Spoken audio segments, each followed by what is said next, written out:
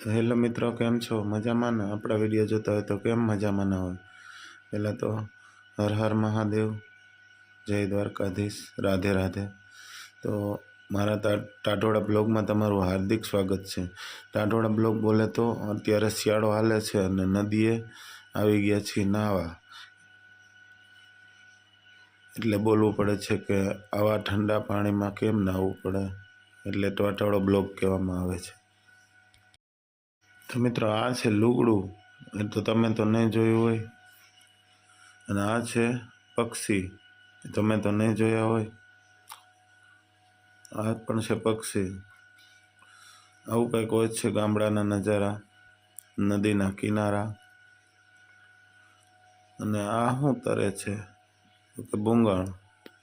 આવું કંઈક હોય છે મિત્રો ગામડાઓમાં. ગામડાની મજા, સીમાડે ધજા. તો મિત્રો, માણસ જ્યારે પાણીમાં જીવતો હોય છે ત્યારે એને પાણી પણ અંદર તરીએ ખેંચતું હોય છે. અને ફક્ત ને ફક્ત માણસમાંથી જીવ વયો જાય તો એને આપોઆપ માણસ ઉપર આવી જાય છે. તો શું જીવમાં એટલો બધો વજન હોતો હોય છે? વિચારવા જેવી વાત છે મિત્રો. કોમેન્ટ કરજો, મનથી વિચારજો. જ્યારે માણસમાંથી જીવ વયો જાય છે ત્યારે પ્રાણી પણ એને ધક્કો મારી દે છે. તો મિત્રો, આ છે અમારા ગામનું નદી કિનારા, અને અહીંયા છે ચેક ડેમ. ગામડાની ફૂલ મોજ. આવું હોય છે સાહેબ ગામડાઓમાં કંઈક.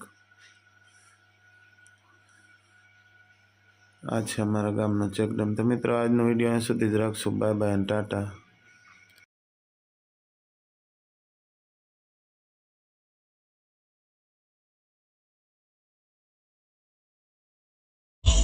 પુષ્પરાજ.